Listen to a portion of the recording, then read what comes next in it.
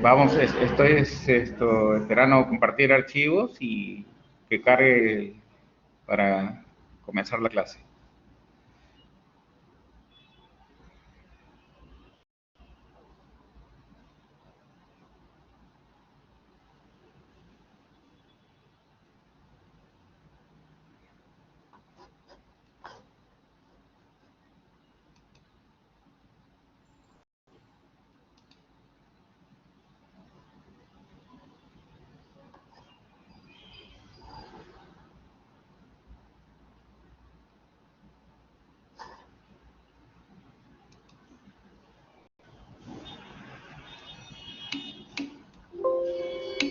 Por favor, dígame si me escuchan bien, háblenme a alguien, por favor, para ver el sonido, porque estoy Sí, dentro de doctor, otro.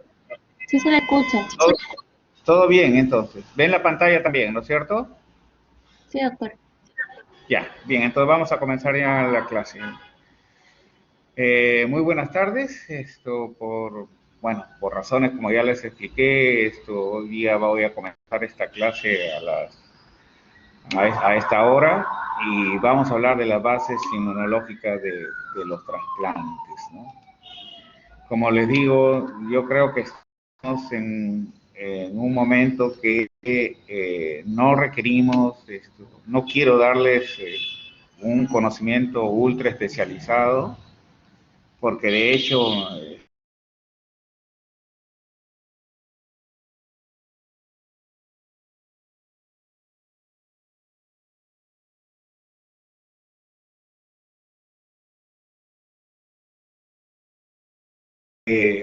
primero vamos a ir a unos conceptos generales. Eh, ¿Cuáles son los tipos de trasplante, no? ¿Existirá el trasplante hacia uno mismo? Sí, sí existe el autotrasplante, donde uno es el mismo donante. Ese autotrasplante se llama trasplante autólogo también, y el donante es el mismo individuo. Eh, Mucho se ve en las cirugías en los cuales sacan un segmento, por ejemplo, de piel, un vaso sanguíneo propio para colocarlo en otro sitio, o, por ejemplo, las mismas progenitores hematopoyéticos de la médula ósea se utilizan para el autotrasplante en los casos de enfermedades oncomatológicas como linfoma no Hodgkin o linfoma Hodgkin y mieloma múltiple. Son casos que en nuestro hospital lo hacemos eh, ya desde hace bastante tiempo, ¿no?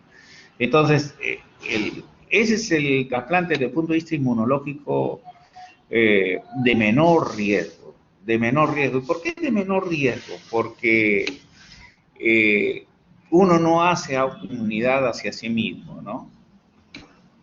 Uno no hace autoinmunidad hacia sí mismo, por eso que es este tipo de trasplantes es el trasplante de menor riesgo inmunológico.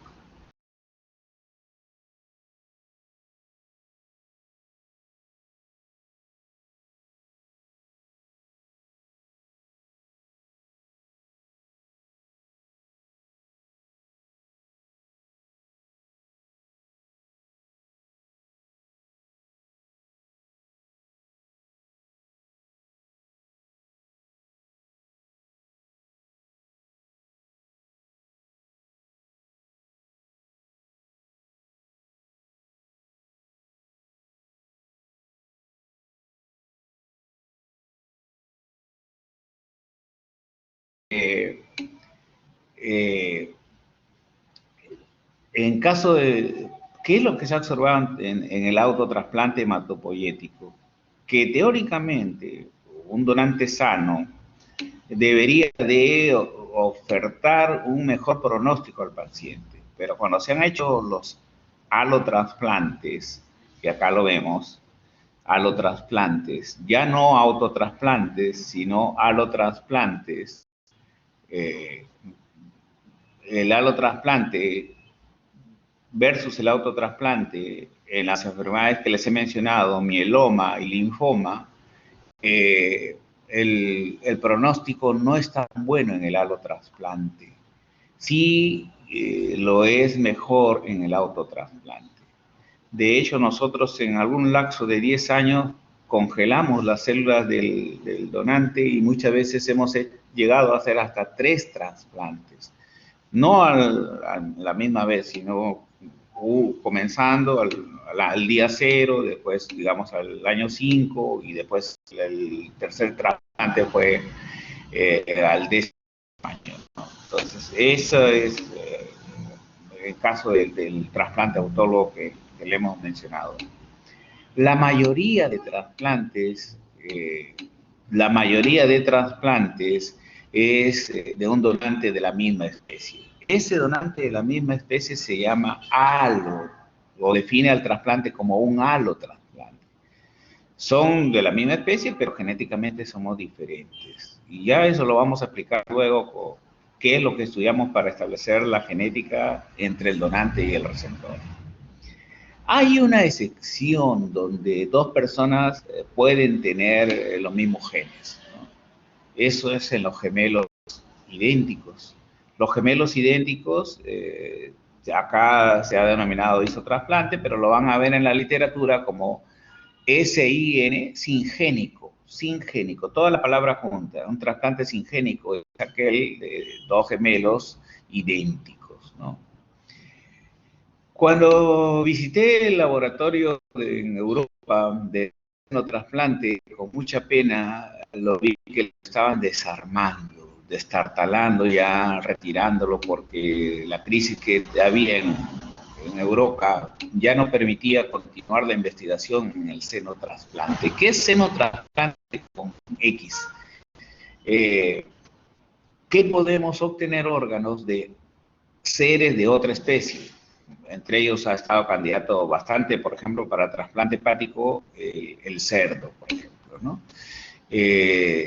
Han visto también que hay bancos de piel de cerdo, ¿no? Y lo usan sobre todo para quemados. Pero desde el punto de vista estrictamente de trasplante, desde el punto de vista estrictamente de trasplante, todos los trasplantes de diferentes especies han fracasado. Todos. Entonces me dirán, doctor, ¿y cómo es eso del banco de piel de cerdo? No se usa esa piel como trasplante, se usa como apósito. Cuando nosotros tenemos una herida, lo cubrimos con una gasa. Y esa gasa,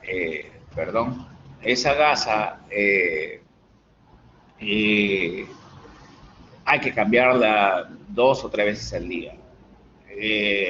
Cuando usamos membrana amniótica, la cambiamos cada 24 horas. Cuando usamos piel de cerdo, lo cambiamos cada 4 días. Y cuando usamos piel humana, que tampoco es un trasplante, sino lo usamos como apósito biológico, el apósito lo cambiamos cada 11 días. Esto sobre todo en quemados, en que el dolor que presenta el paciente, disminuirlo, el curar sus quemaduras cada 11 días a 3 veces al día es indudablemente favorable, porque hay todo, no solamente un compromiso de la salud del paciente con el alto riesgo de morir por la quemadura de piel o por el grado o severidad de la quemadura de piel, sino también un alto componente psicológico.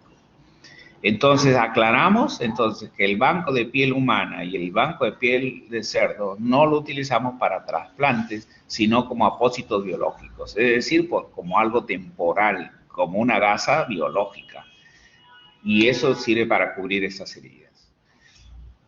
Muy bien, entonces para concluir, tenemos autotrasplante, trasplante autólogo, allotrasplante, trasplante de otro ser humano, y no existen senotrasplantes.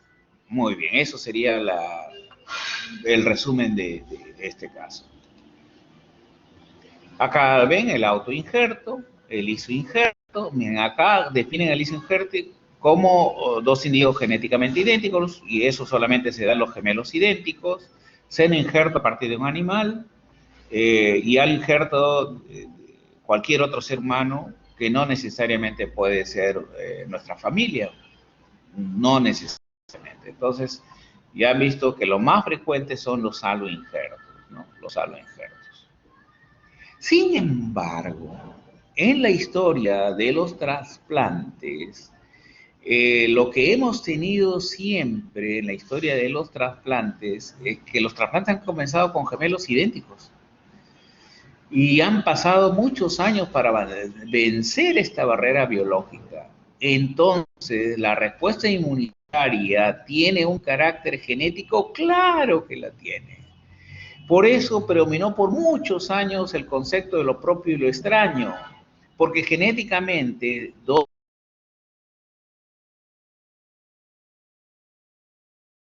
órganos no generan rechazo. Pero cuando es de otro ser humano que no es genéticamente idéntico, sí genera rechazo. Y genera rechazo por naturaleza, o sea, como algo fisiológico. Y lógicamente que en el inicio de los trasplantes no contábamos con las herramientas farmacológicas con las que contamos actualmente. Eso que quede claro.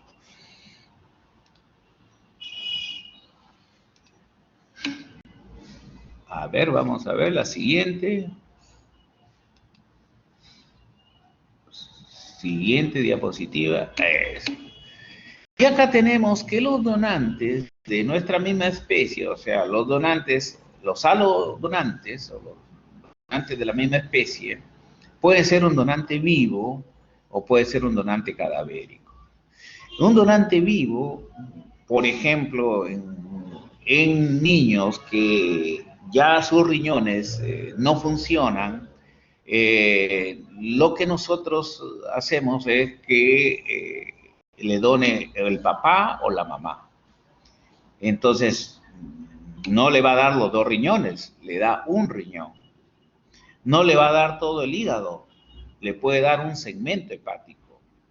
No le da todo el pulmón, le puede dar una parte del pulmón. Lo que sí no puede darle es el corazón, porque si le dona el corazón, él deja de vivir, ¿no? Entonces hay determinados órganos que sí puede ser un donante, ¿no? Un donante vivo. También puede haber ser donante de hueso. Nosotros generalmente no es que le vamos a sacar un segmento óseo a una persona, sino es que cuando por alguna patología removemos ese hueso, generalmente nosotros congelamos esta cabeza femoral, ¿no? La cabeza del hueso la congelamos y la utilizamos en diversas terapias a nivel de traumatología y ortopedia. También lo que indica las figuras, ¿no?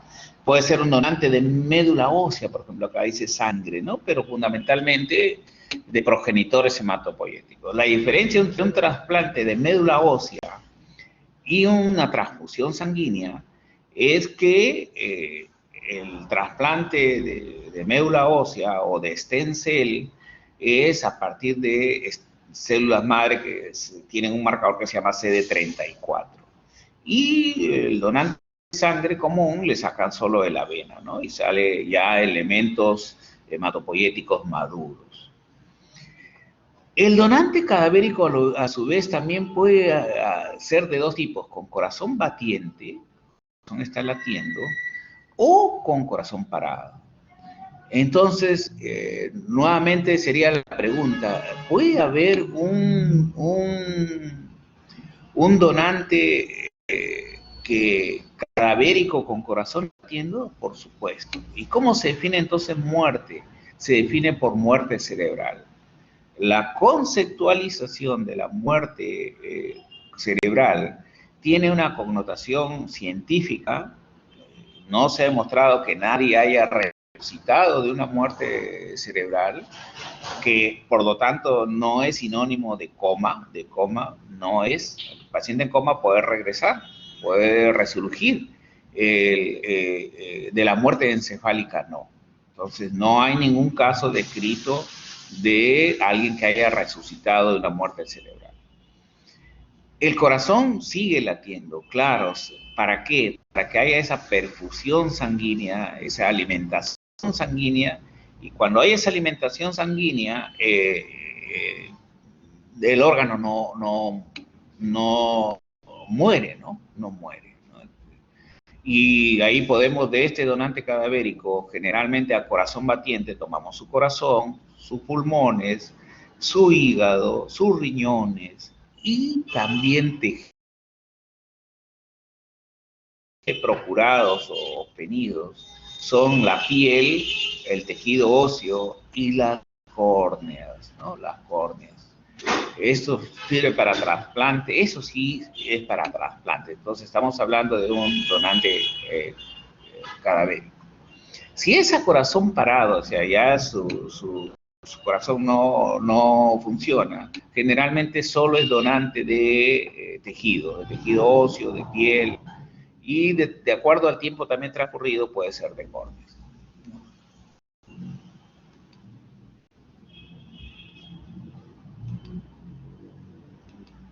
No manejo esta computadora tanto como la que siempre utilizo, pero bueno, vamos a ver si es que avanzamos.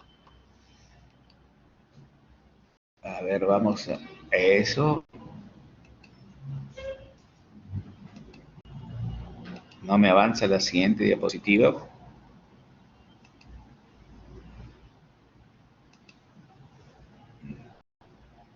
A veces se cuelga este sistema.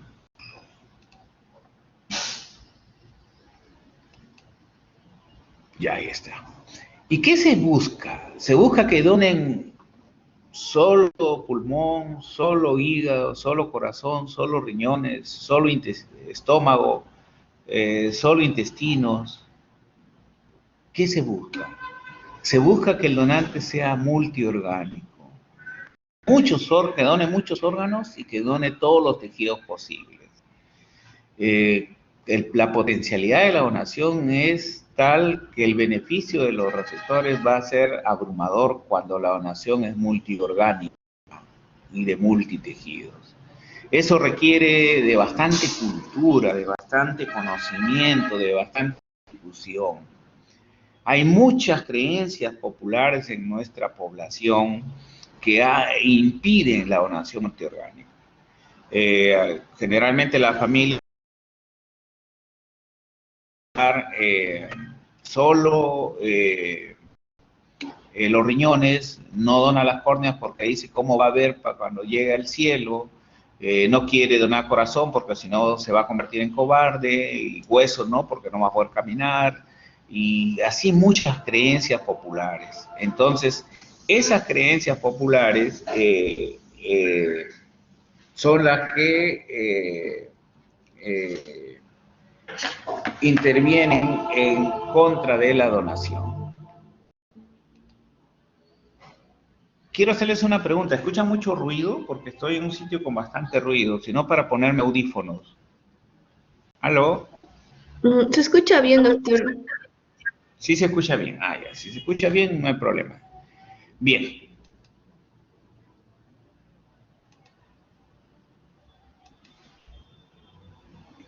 Como les digo, no es mi computadora. Se nota que esta es una emergencia y no pasa.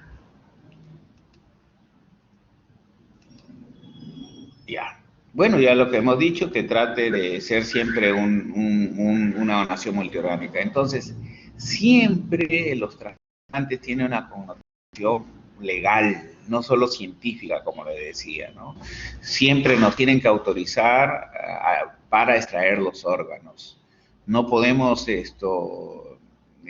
tomar los órganos, obtener los órganos, si no hay una entrevista y una autorización familiar. Tiene que haber un adecuado diagnóstico de muerte encefálica y la ley contempla que tienen que ser por lo menos 3 médicos, ¿no? Uno el médico tratante, otro un neurólogo o neurocirujano y el otro podría ser un médico de la institución. Hay un sitio donde se va a extraer el tejido o los órganos también, se va a hacer toda una serie de exámenes porque ese donante tiene que estar estudiado, que no tenga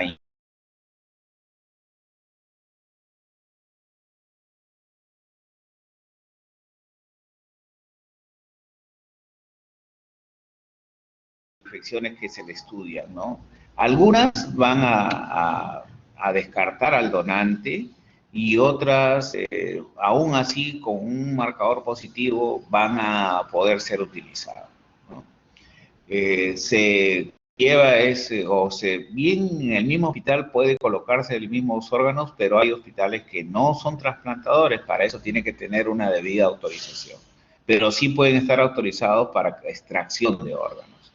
Si no tuviera la autorización para implante de órganos, esto es a través de una ambulancia se lleva y se lleva al hospital que esto eh, lo requiere, ¿no? Miren, acá está nuestro donante y miren cómo se lleva en estas cajas, ¿no? En estas cajas, ahí van los órganos, no crean que van sin nada, van con una solución para mantenerlos viables, para que esos órganos no mueran en sí, ¿no? O sea, se trata de mantener su funcionabilidad eh, fuera de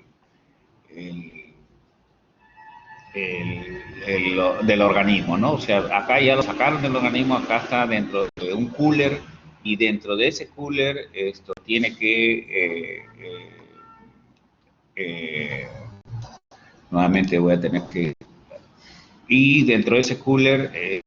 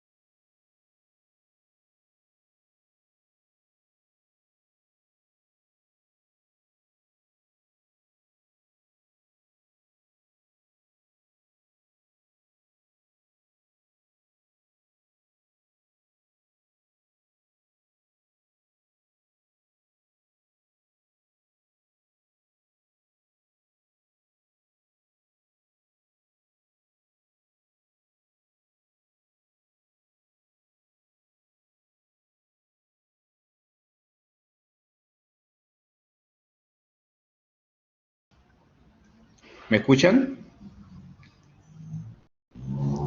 Sí, doctor, sí se le escucha. Ya. Bien, entonces este es el circuito, ¿no? Ya lo obtuvieron de la donación y eh, en sala de operaciones este paciente para recibir el órgano que han llevado en esos coolers que ustedes han visto, en esos coolers altamente especializados y con muchísimo cuidado, ¿no? El trasplante es un hecho de bastante amor, de bastante solidaridad. ¿Dónde vamos a colocar el órgano? Cuando lo colocamos en el mismo lugar anatómico fisiológico, el trasplante se denomina ortotópico. Por ejemplo, el corazón se ha colocado en su mismo sitio y se ha colocado en otros sitios y solamente funciona como bomba cuando se coloca en su sitio fisiológico.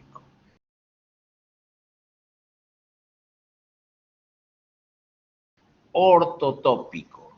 El hígado también lo colocamos en su mismo sitio. Entonces,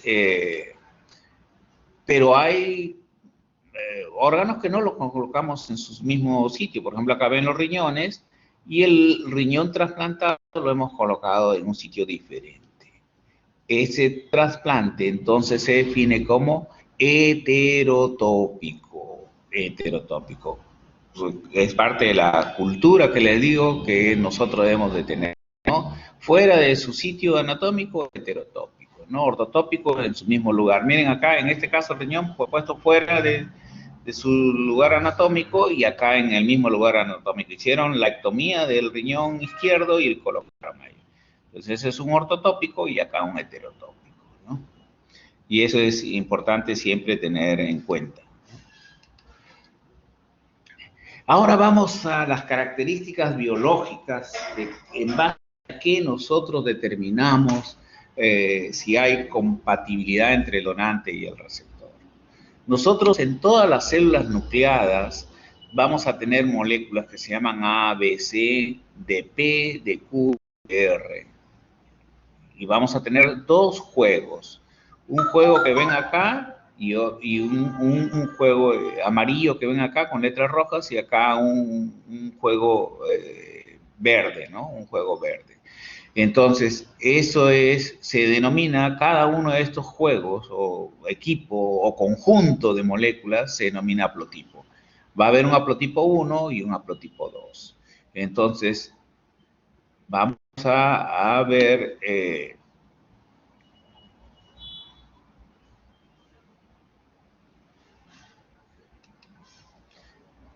ambos haplotipos se expresan, ambos se expresan, no es que uno se expresa y otro no se expresa, los dos se expresan.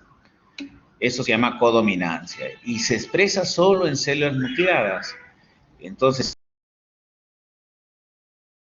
decir que los glóbulos rojos no presentan complejo mayor de histocompatibilidad. El complejo mayor de histocompatibilidad a su vez se clasifica en clase 1 por las moléculas HLA A, B y C. A, B y C es clase 1 y las moléculas tienen diferente intensidad de expresión en la membrana celular. ¿Cómo se explica esto? Los linfocitos presentan hasta 500.000 moléculas por célula, ¿no?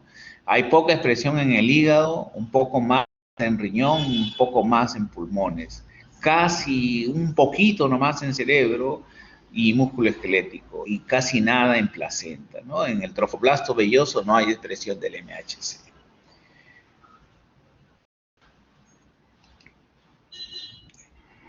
Clase 2 es de P, de Q, de R, y se expresa fundamentalmente clase 2 en las células presentadoras de antígeno. Hemos visto los criterios de la respuesta inmunitaria, los fundamentos de la respuesta inmunitaria, y ahora podemos decir con mayor razón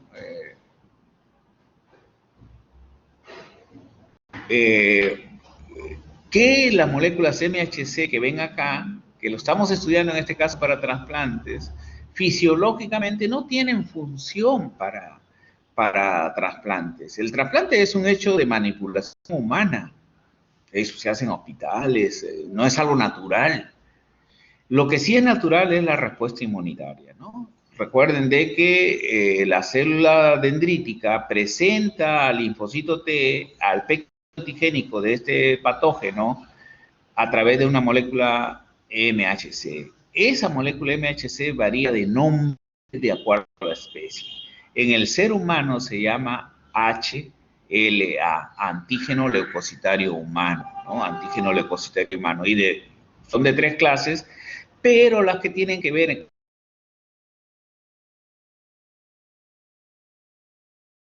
y clase 2 es fundamentalmente expresada en las células presentadoras de antígeno.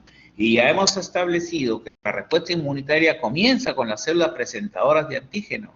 Y si la respuesta inmunitaria comienza con la célula presentadora de antígeno, es a través del MHC que presenta el péptido antigénico al receptor T. Esta es la señal 1 que ya lo hemos estudiado y este es el rol fisiológico de las moléculas de histocompatibilidad. ¿Y cómo es que los científicos primero investigaban respuesta inmunitaria y después investigaron trasplantes y se dieron cuenta que se trataba de las mismas moléculas, ¿no? Es un hecho bastante llamativo. Al inicio pensaban que eran moléculas, proteínas, receptores diferentes, finalmente concluyeron que eran los mismos, ¿no? Y la razón fisiológica es la respuesta inmunitaria. MHC de clase 1, A, B y C, HLA-A, HLA-B, HLA-C, presentan al linfocito TCD8. Presentan al linfocito TCD8. Y clase 2 presentan al linfocito TCD4, que también ya hemos dicho que se llama helper, ¿no? Helper. Entonces, depende de qué clase de MHC es el que presente este péptido antigénico para ver qué linfocito se va a activar. En este caso, hay dos moléculas, ven acá este péptido antigénico MH y con unido a un MHC con doble cadena. Cuando hay doble cadena es clase 2. Cuando es una sola cadena es clase 1.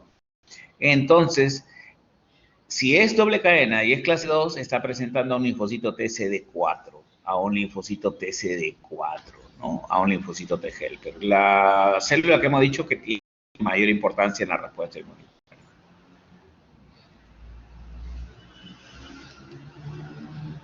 Eso se llama señal 1 y señal 2, ya hemos visto eso y estudiado, ¿no? Los trasplantes no tenían éxito. Los trasplantes por año se encontraban con una barrera inmunológica, una barrera biológica inmunológica que no les permitía tener éxito. Los primeros trasplantes duraban días, semanas, máximo meses, ¿no? Ahora tenemos en base a unas herramientas inmunosupresoras bastante buenas que un riñón puede vivir alrededor de 30 años tranquilamente en un ser vivo, ¿no? Entonces, eso es el objetivo, ¿no? Mejorar la terapia inmunosupresora para que el receptor del trasplante lo tolere y a la vez no sea puesto en riesgo. Porque si nosotros ponemos en riesgo al paciente, va a infectarse o va a desarrollar cánceres y otras complicaciones que van a cortar su expectativa de vida. ¿Cómo se heredan estas moléculas? Estas moléculas se heredan de papá y mamá. Entonces, miren acá, el papá azulito, haplotipo A, así se denomina haplotipo A, haplotipo B, el verdecito, el morado acá, haplotipo C de la madre, y el rojito es el haplotipo D. Entonces, se hereda por segmentos, que llamamos que estos segmentos constituyen MHC de clase 1 y clase 2 y se llaman haplotipos paternos, haplotipos maternos, y cada padre le transfiere, le transmite a su hijo un haplotipo. El papá al hijo 1 le transfirió, le heredó el haplotipo azul, al hijo 2 también el azul, al hijo 3 el haplotipo verde, al hijo 4 el haplotipo verde y al hijo 5 el haplotipo azul. La mamá a su vez al hijo 1 le heredó el haplotipo rojo, al hijo 2 y 3 el haplotipo moradito, acá tienen el morado, y al hijo 4 y 5 el haplotipo rojo, ¿no? Vamos a hacer algunos alcances de esto. Miren el haplotipo, los haplotipos del hijo 1, compárenlo con el hijo 3. Son del mismo padre, de la misma madre, pero son totalmente diferentes a nivel del HLA. El HLA es la denominación del MHC en seres humanos, totalmente diferente. Si fuera un trasplante de precursores hematopoyéticos, antiguamente llamado de médula ósea, este trasplante no procede. Para hacer trasplante hematopoyético, necesitan ser idénticos a nivel del MHC. El hijo 1 es igualito a haplotipo A con D, es igualito con el hijo 5. Es igualito con el hijo 5. Entonces, eso es importante, ¿no? Entonces, acá tenemos una definición de cómo hacemos el trasplante hematopoyético. Si por años lo hemos hecho, cuando el HLA entre el paciente y su donante son idénticos.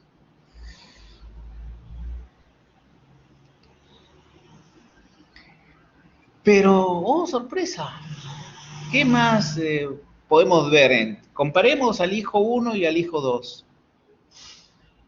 Hijo 1, hijo 2, comparten el 50%, comparten el haplotipo del papá, el azul. Este haplotipo comparte. Y no comparten los antígenos maternos. Acá es rojito y acá es morado. Y miren, al hijo 4 y al hijo 5 comparten los antígenos maternos, pero no comparten los haplotipos paternos, ¿no? Y eso es importante. Ya aquí vamos a ver por qué es importante eso. El hijo 2 y el hijo ni los antígenos paternos ni los antígenos maternos. Entonces no comparten. Entonces aquí es improbable hacer un trasplante hematopoyético entre ellos.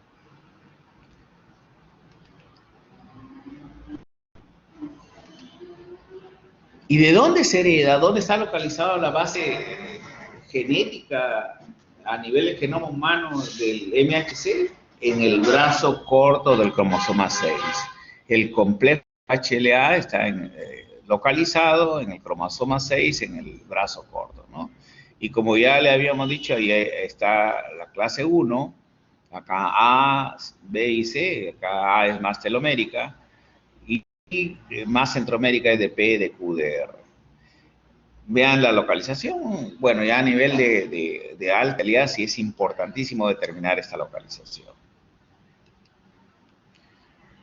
¿Cómo se estudia este sistema? Se estudia mediante métodos serológicos y mediante métodos moleculares. Ya habíamos dicho que los métodos serológicos se basan en la reacción antígeno-anticuerpo y los métodos moleculares en el estudio del genoma humano, ¿no?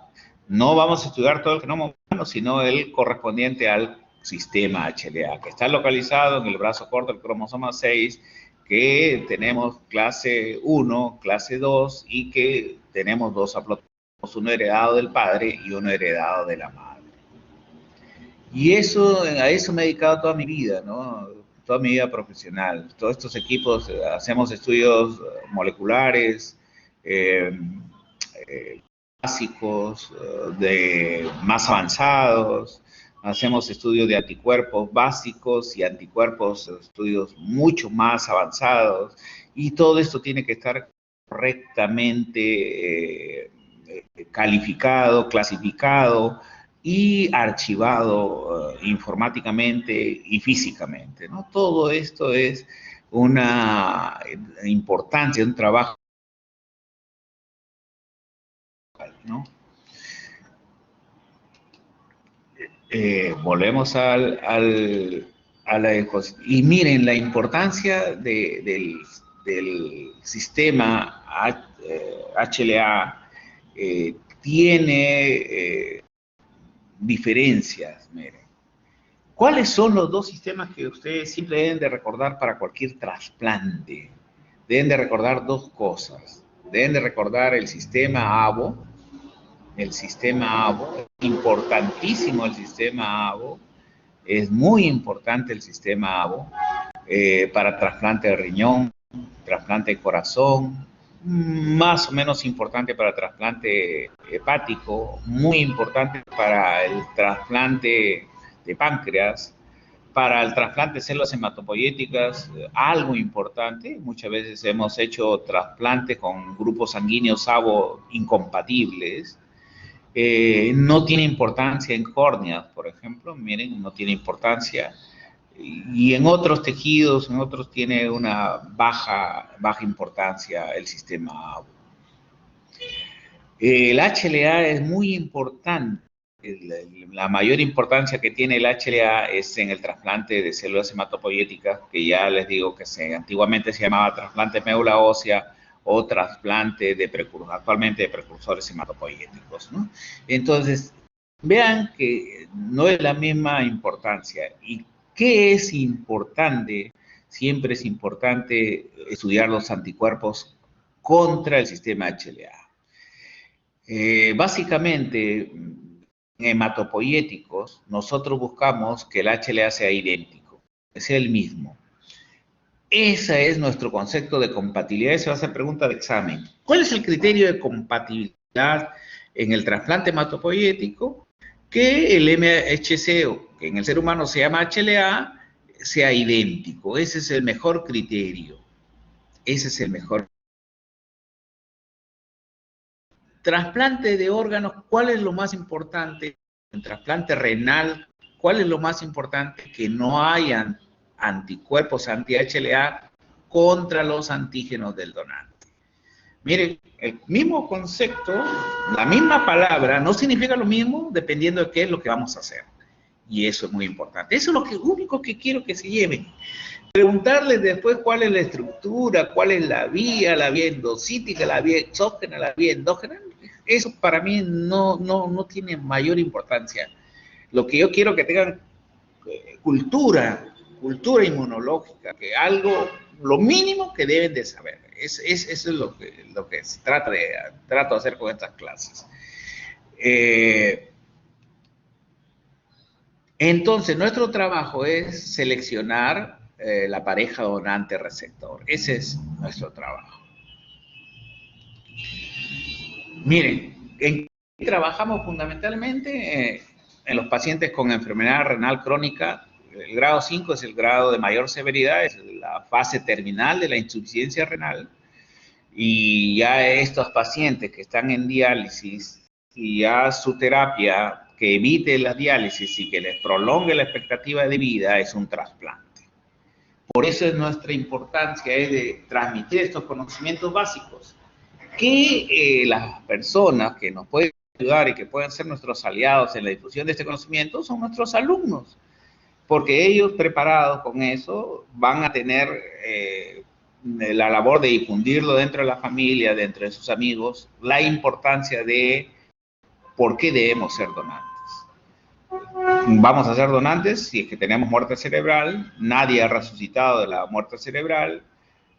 Con ese criterio de donación voy a salvar muchas vidas, voy a cambiar la vida de muchas personas en beneficio de ellas, y eso es algo muy solidario. Y no lo necesito, ¿no? Ya no necesito esos órganos si tengo muerte cerebral. Entonces, este es el mensaje. Ser un difusor de la cultura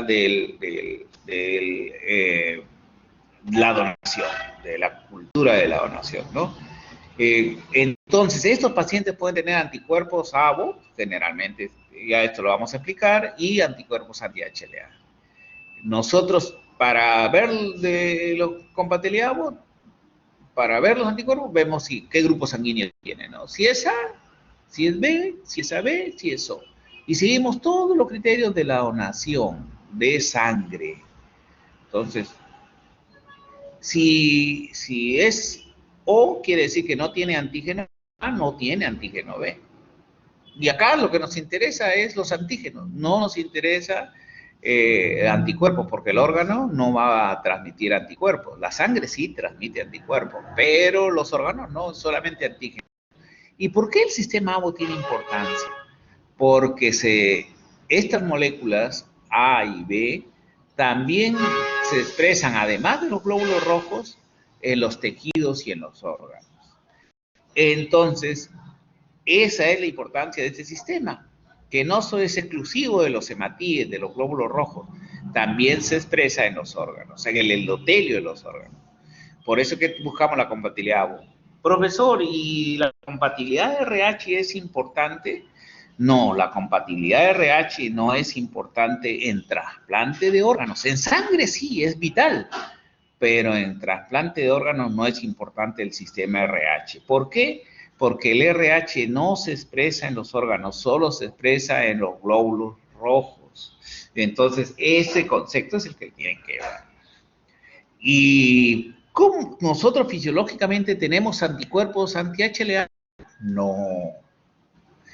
¿Fisiológicamente tenemos anticuerpos anti-ABO? Sí. El que es O, naturalmente tiene anticuerpo anti-A y anti-B. El que es de grupo A, naturalmente tiene anti-B. Y el que es de grupo B, naturalmente tiene anti-A. Y el que es AB, no tiene anticuerpos, no tiene anti-A y no tiene anti-B. ¿No? Es sencillísimo. El que tiene A, el que tiene antígeno en su glóbulo rojo, va a tener anti-B en su plasma. El que es grupo B, que tiene el antígeno B en su glóbulo rojo, va a tener anticuerpo anti-A en su plasma. El que es que su glóbulo rojo tiene A y B, o sea, los grupos sanguíneos A, B, no va a tener anticuerpos anti-A ni anti-B. Y el que es del grupo O, también llamado 0, tiene los dos anticuerpos, tiene el anti-A y tiene el anti-B, ¿no? Eso es lo básico del ABO. Y fisiológicamente nosotros nunca debemos tener naturalmente anticuerpos anti-HLA.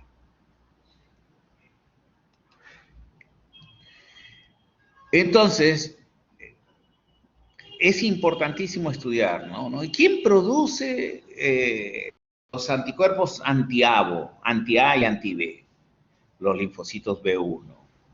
No quiero dar una conferencia altamente especializada y que dé todas las excepciones. Aquí hablo en generalidad. El linfocito denominado B1, el linfocito BB1, incluso hasta lo ha cortado, le ha quitado el B, porque es doble B. El linfocito B1 es el responsable de la producción de los anticuerpos del sistema ABO. Y los linfocitos B2 es el responsable de los anticuerpos anti-HLA. Eso es en sencillo. Acá ven un guerrero que va a disparar flechas. Eso es. Las flechas, ¿qué son? Los anticuerpos. El guerrero, ¿quién es? El linfocito. ¿Y cómo se llama ese linfocito? B1. Acá esta guerrera también dispara flechas. ¿Y qué linfocito es? El linfocito B2. Eso es lo que quiere decir este.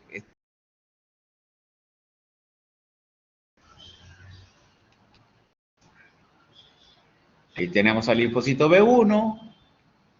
Entonces, ahí tenemos todos los donantes. ¿Qué antígenos van a tener? Antígenos ABO y antígenos HLA. Entonces, ¿y qué ABO van a tener? De acuerdo a su grupo sanguíneo, ¿no? Si es grupo A, va a tener antígeno A. Si es grupo B, va a tener antígeno B.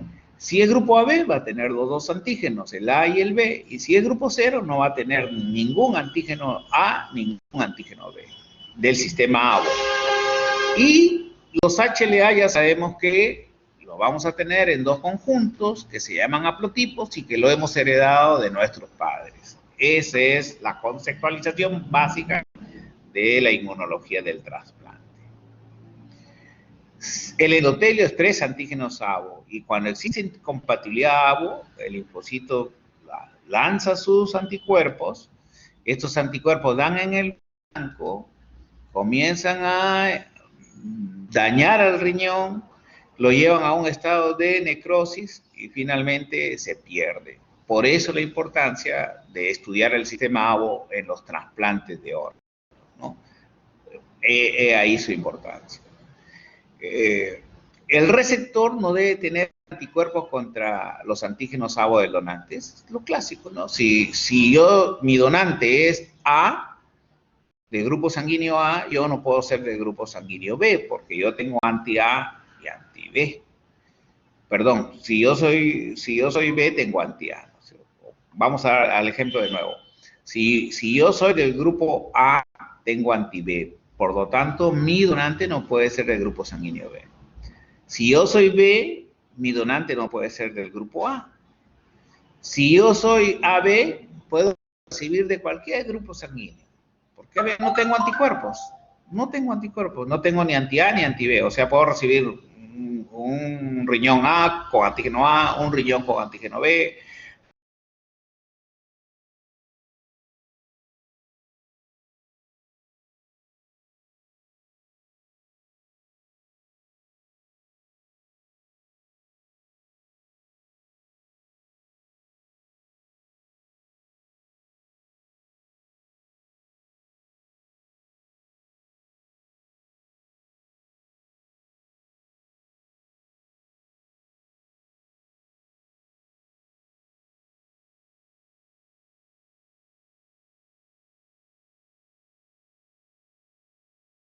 Continuamos. Cuando hay esa incompatibilidad, ¿Se escucha? ¿Aló? Antes sí, se cortó, doctor. No sé si Por podría momentos sí se repetir la desconecta, no sé. diapositiva anterior. A ver, vamos a explicar.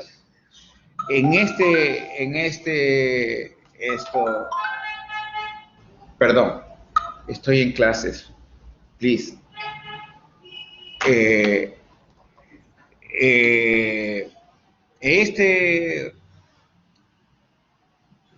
¿Por qué? Este es el riñón que va a ser nuestro donante. Depende de qué grupo sanguíneo es. Si este donante es del grupo ¿a quién le podemos dar? A una persona que no tenga anticuerpos ni anti-A ni anti-B. ¿Quién es el que tiene el anti-A? Una persona del grupo B. Una persona del grupo B tiene anti-A, por lo tanto, si este es un antígeno A, no le puedo dar a una persona del grupo B. Segundo, ¿le podría dar a una persona del grupo 0 o del grupo O que tiene anti-A y anti-B? Tampoco, porque aquí va mi antígeno A.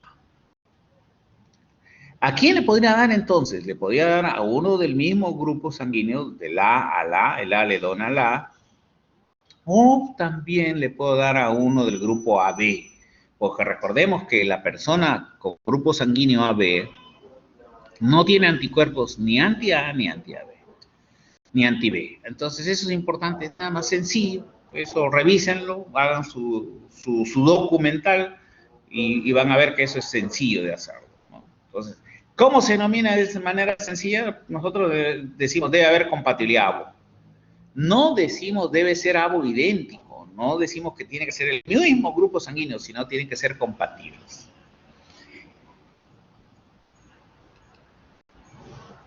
Cuando nos equivocamos en el registro de grupo sanguíneo y no hicimos bien las cosas y cometemos errores, y estos errores son trágicos, si hay incompatibilidad ABO, se van a unir los anticuerpos. Y recordemos que los anticuerpos ABO, anti-ABO contra anti-A, contra anti-B, generalmente son predominantemente IgM. Algunos son IgG, pero predominantemente son IgM.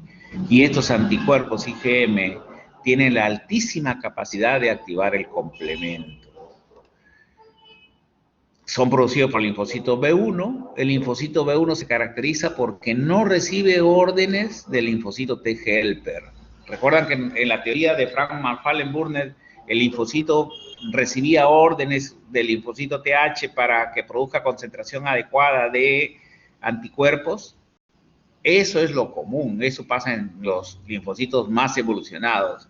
Pero existe lo que yo denomino, entre comillas, el grupo de los linfocitos rebeldes que no le hacen caso al helper, que no necesitan de orden del helper, que naturalmente producen esos anticuerpos, ¿no? Y son TH independientes, ¿no? Generalmente son IgM, no requieren estímulo antigénico previo. Háganse la pregunta a ustedes, ¿qué grupo sanguíneo tienen? A ver, Karen Sofía, ¿qué grupo sanguíneo tienes? Grupo A, doctor. Grupo A. Entonces, ¿qué anticuerpo tienes? Soy RH positivo. Anticuerpos tengo... Tienes antígeno A. Sí, y en tu plasma tienes anticuerpo anti-B, ¿no es cierto? Y la pregunta sería, ¿cómo lo obtuviste ese anticuerpo? ¿Te hicieron alguna transfusión? ¿Te hicieron algún trasplante? ¿Quedaste embarazada de una persona de grupo sanguíneo B? ¿Cómo es que tienes ese anticuerpo? Se adquiere naturalmente, ¿no? Se adquiere naturalmente. Hay varias teorías, no voy a ponerme a explicar de eso, pero tú no has tenido ningún estímulo previo antigénico o has tenido alguna transfusión sanguínea previa. No, doctor. Por eso se denominan a estos anticuerpos naturales. Algunos consideran a los linfocitos B1 como linfocitos de inmunidad innata y a estos anticuerpos como anticuerpos naturales, que no necesitan estímulo antigénico previo. Se produce una activación del complemento, toda una muerte de células. ¿Y cómo evitar todo esto? sencillamente con una correcta tipificación hago, nada más, nada más. Y eso no lo olviden nunca. Quienes tengan la dicha de trabajar en este campo, hagan el manejo correcto de datos. Con eso se van a evitar muchísimos problemas. Los anticuerpos anti-HLA preformados, ¿qué quiere decir preformados? Que se adquirieron antes del trasplante. Antes del trasplante adquirimos estos anticuerpos. Y ya he hablado que estos anticuerpos nunca los tenemos de manera fisiológica. Nunca. Ah, no, sí me equivoco. Sí se puede tener de manera fisiológica, por supuesto. Lo fisiológico es el embarazo. El embarazo es algo fisiológico. Y ese niño, o ese niño, vamos a hablarlo así de esa manera, ese niño tiene el 50% de sus MHC del padre. Y ese 50%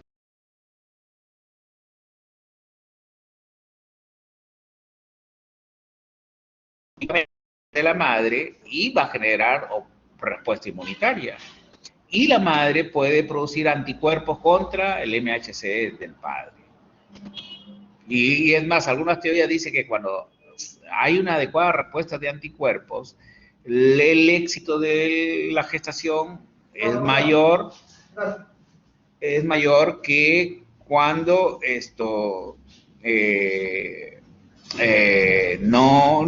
no se forman anticuerpos, ¿no? Los varones no se embarazan, lógicamente. La única forma de que los varones se sensibilicen, porque nunca van a tener anticuerpos anti-HLA de forma fisiológica, es por transfusiones sanguíneas o por trasplantes previos. Entonces, los anticuerpos que se forman o bien por estímulo antigénico o de manera fisiológica por un organismo extraño. Y ese organismo extraño es en este caso es el feto, ¿no? Y es 50% diferente.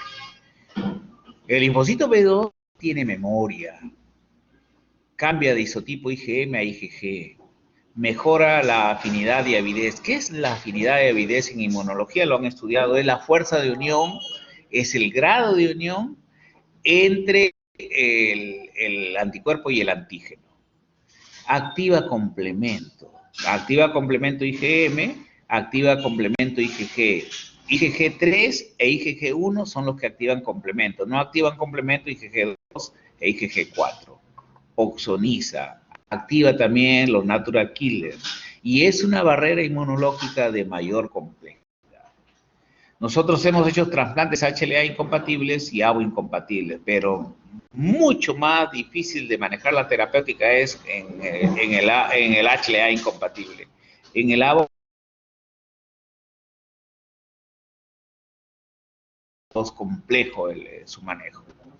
¿No? Si a estos antígenos HLA y nosotros tenemos anticuerpos, lo mismo va a pasar.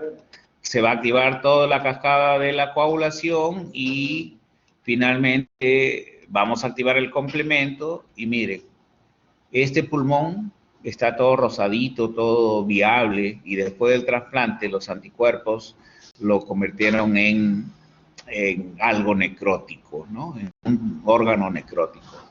Y eso indudablemente que esto va a afectar y se muere el paciente. ¿Y por qué ocurre eso?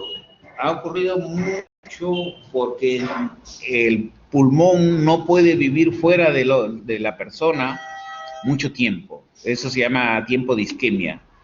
Fuera de la persona no puede mucho. Y muchas veces no nos da tiempo para realizar los estudios de compatibilidad HLA.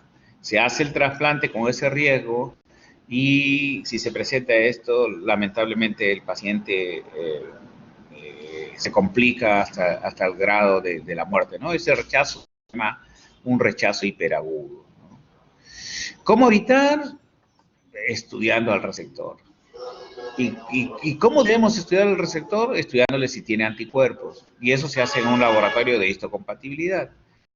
Pero lo real sobre todo en los varones, es no hacerle transfusiones sanguíneas, ¿no?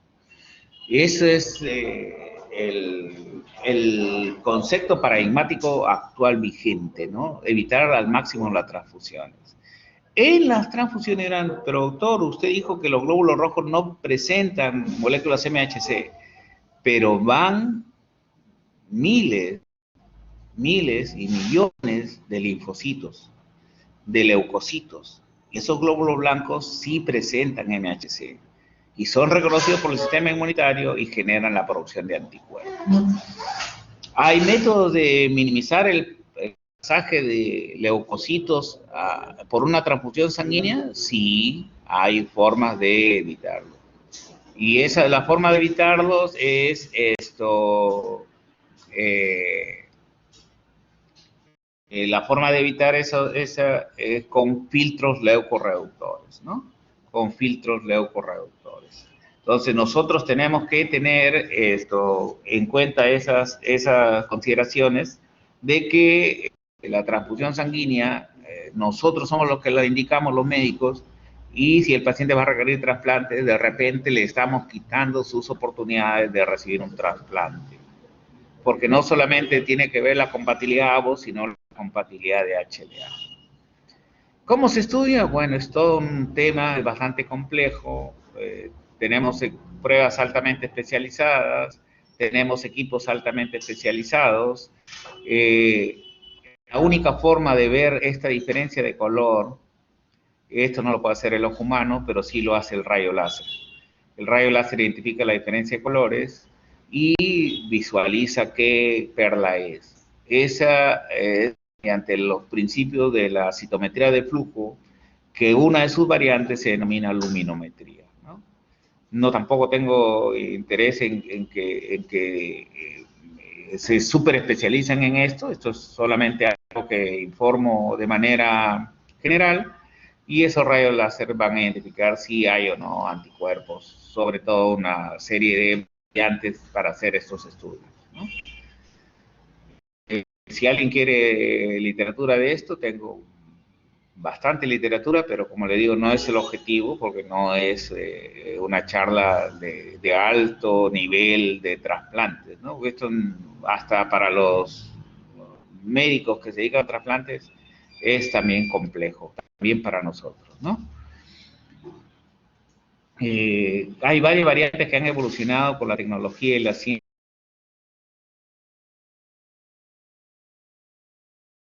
de anticuerpo y qué potencia tiene, ¿no? Y esa potencia además nos permite determinar si tiene capacidad o no de fijar complemento. Ya me han dicho que los anticuerpos IgG1 e IgG3 fijan complemento y eso los hace más patogénicos. Cuando no fijan complemento es menos patogénico y hace más permisible el trasplante. Bueno, como ya habíamos dicho, la luminometría es una variante de la citometría de flujo y mejora la calidad de los estudios en bastante nivel del centro donde haga estos estudios, ¿no? Esto va a ser para ustedes todo un reto porque ya nosotros no lo estudiamos de esta manera, ya nosotros lo estudiamos de otra manera. Entonces, ya es totalmente diferente, ¿no? Y ya estudiamos la unión antígeno-anticuerpo a nivel de una parte de los epítopes. Esa parte de los epítopes que nosotros estudiamos se denomina EPLET. Es un epítope funcional, EPLET, que reclasifica todo lo que ustedes han visto como HLA, A, B, C, de P, de Q, de R. Esto todavía no se ha concluido los estudios, creo que tampoco se van a concluir en unos 10 años, quizás en unos 20 años ya los tengamos listos, y van a reclasificar. Y como les dije en clases anteriores, los conocimientos no son estáticos, son dinámicos, siempre se van moviendo. Y al moverse y a evolucionar, hay un cambio de paradigma, ¿no? Entonces yo calculo que en máximo 20 años vamos a tener un cambio de paradigma en la clasificación de los trasplantes. En base a una clasificación, en base a los EPLET.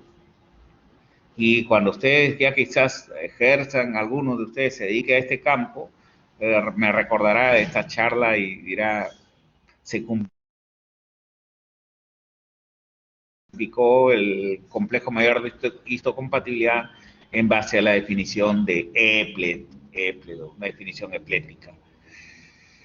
Estos son todos unos retos hermosísimos que ya se estudia en la microestructura molecular, tanto los antígenos como los anticuerpos, y quien inició y toda su vida se ha dedicado a ello es el profesor Duquesnoy, ¿no? Y a través de un sistema que se llama HLA Matchmaker, ¿no? Toda una serie hermosa de estudios, tanto lineales como configuracionales, ¿no? No están en el mismo sitio, pero tienen importancia en esto, ¿no? Recordemos nuevamente que el sistema inmunitario de los linfocitos B y T reconocen formas, y eso es importante, ¿no? Cuando necesito un trasplante, debo tener donantes, y para pena nosotros somos los penúltimos en el ranking sudamericano en capacidad de donación, ¿no? Por eso la importancia y la súplica de que ustedes se conviertan en unos difusores de la cultura de la donación de órganos. Eso es muy importante. Y que de un donante vamos a tener pues, corazón, vamos a tener riñón, vamos a tener hígado, vamos a tener riñones, vamos a tener pulmones, vamos a tener tejido óseo, tejido o sea, piel, vasos sanguíneos, etcétera, ¿no? Y acá vemos en sala de operaciones, este tránsito es importantísimo. ¿Cuántas horas han pasado? Esto tiene que ser rápido. Cuando demora mucho, ese órgano pierde viabilidad y en lugar de sobrevivir en el paciente 30 años, va a sobrevivir 10 años o 5 años. Y ese no es el objetivo. Para eso se necesita, se requiere la mística de trabajo y la responsabilidad en el trabajo, del trabajo en equipo, ¿no? De todos son importantes, ¿no? Entonces, cuando nosotros hacemos la selección de la pareja donante, hacemos a través de un sistema informático, porque eso no se puede hacer personalmente o individualmente o con criterios de nosotros, porque cada paciente tiene su propio drama, ¿no? Entonces nosotros le ingresamos a un sistema informático y ahí sale el ranking de quién debe recibir el órgano. Esto se denomina selección no personalizada de la pareja donante-receptor, ¿no? Tiene que ser un sistema de justicia. Inicuo quiere decir que no es injusto, o sea, todos los sistemas de trasplante de órganos deben ser justos, no inicuos, ¿no? Y como les decía, desde el 2017 nosotros hemos hecho una propuesta que ha sido considerada por nuestra institución. ¿Y qué es un paciente hipersensibilizado? Es aquel que se le puso tanta sangre que tiene anticuerpos contra todo el sistema HLA. En ellos es casi imposible encontrar el donante, más que sea uno que tenga el sistema HLA idéntico como el trasplante inicial de médula ósea. ¿Y qué es el matchmaking? Que el donante y el receptor se parezcan. Ese es el matching. No se genera respuesta inmune o mínima respuesta inmunitaria. Acá, a pesar que sean gemelos, como dice la película, son diferentes y el sistema inmunitario reconoce formas, ya les había dicho, por lo tanto va a generarse una alta respuesta inmunitaria. Entonces, cuando se parecen el donante y el receptor a nivel del HLA, baja respuesta inmunitaria, y cuando no se parecen, alta respuesta inmunitaria, y eso va correlacionado con el tiempo de sobrevida del injerto. Acá menor respuesta inmunitaria, acá mayor.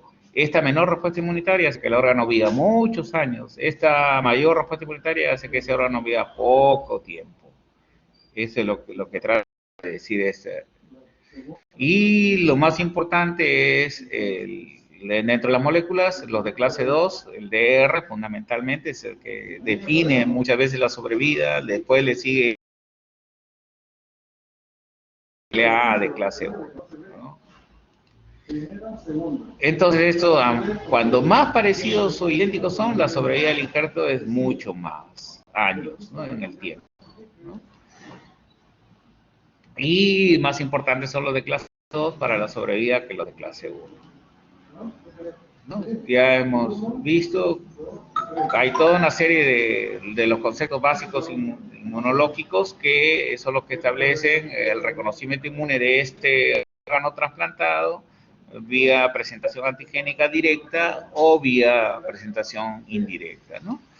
Que esto básicamente es qué célula presentadora antígeno presenta. Si es del donante, el CPA del donante es vía directa, y si es CPA del receptor es vía indirecta, ¿no? Y generan una respuesta inmunitaria y que llevan al rechazo, ¿no? Siempre por naturaleza va a haber rechazo, entonces lo que nosotros debemos procurar es que ese rechazo sea mínimo y que la sobrevida del órgano injertado sea mayor, ¿no? Va a haber un rechazo por células T, por anticuerpos, el más difícil de combatir es el rechazo por anticuerpos, y también hay rechazo por otros sistemas que no es el HLA, que no viene al caso. Pero lo más importante, trabaja en equipo, eso es importantísimo. Deje la sublocalización, a veces nos dicen a las 1 de la mañana, 2 de la mañana que hay un donante. No ande apurado, si se va, deje un reemplazante, si se va, deje a alguien que lo reemplace. Investigue siempre, trabaje con solidaridad y busque siempre la donación multiorgánica. Este trabajo en equipo es importante, y acá tenemos una de las leyendas de la inmunología del trasplante, el doctor Paul Terasaki, nos visitó en nuestro laboratorio de histocompatibilidad, la doctora Carmen Torres, la fundadora del laboratorio, la licenciada Rita Vidal, acá está el licenciado Elmer,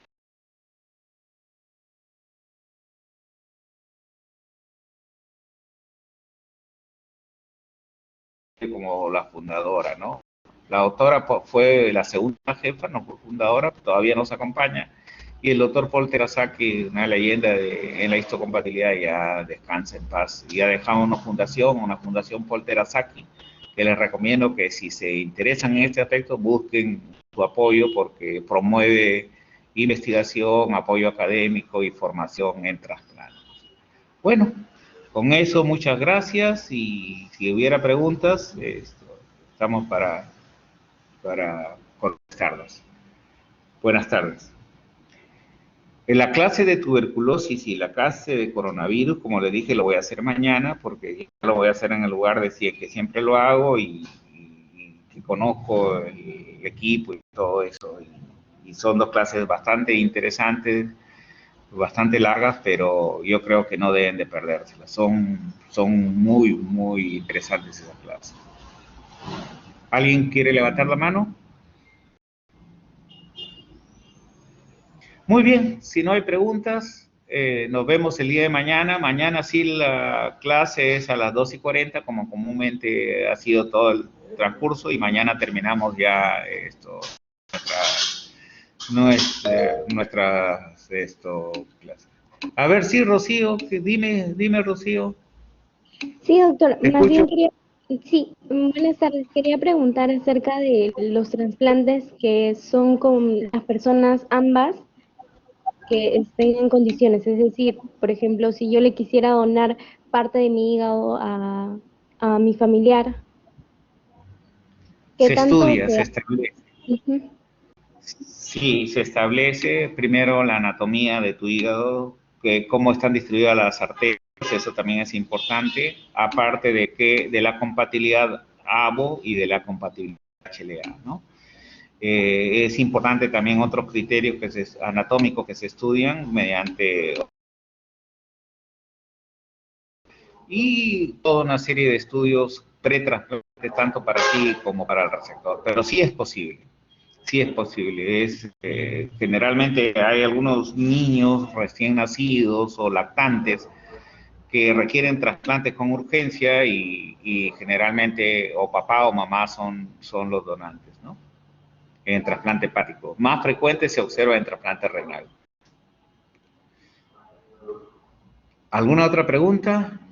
O Gracias. no sé si... muy bien, gracias. Muy bien. Entonces nos vemos el día de mañana con toda la tranquilidad del mundo, y espero haberme hecho entender hoy día. Y si no, mañana también me pueden hacer las preguntas si en caso lo consideren necesario. Muchísimas gracias y nos vemos mañana. Hasta luego. Gracias, doctor. Gracias, doctor. Gracias a ustedes. Gracias, doctor. Gracias.